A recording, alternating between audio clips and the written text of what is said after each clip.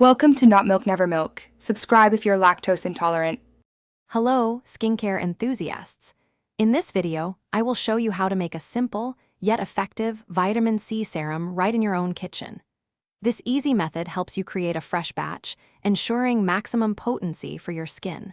We'll cover the essential ingredients, the quick mixing process, and how to store your serum to keep it fresh. Get ready to boost your skin's radiance with this fantastic DIY project. Now, let's get mixing.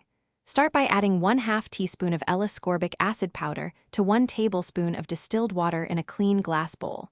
Stir gently with a non-metal utensil until the powder completely dissolves. If you desire extra hydration, you can incorporate about 1 teaspoon of vegetable glycerin or aloe vera gel. This simple combination creates a potent serum, typically around a 5 to 10% vitamin C concentration, which is great for most skin types.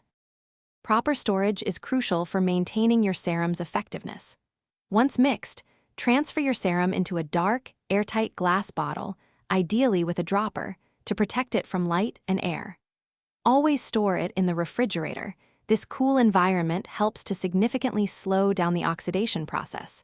Since homemade vitamin C serum is less stable than commercial versions, it's best to use your batch within 1 to 2 weeks to ensure you're getting the most potent benefits. To apply, simply dispense a few drops onto clean, toned skin, gently patting it onto your face and neck. Allow the serum to absorb for about 1 to 2 minutes before following with your favorite moisturizer or facial oil. Regular use of this homemade serum can lead to brighter skin, a more even tone, and a reduction in the appearance of dark spots.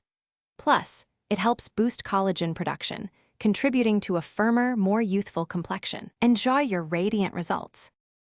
Thanks for watching. If this was helpful, leave a like and consider subscribing. See you next time.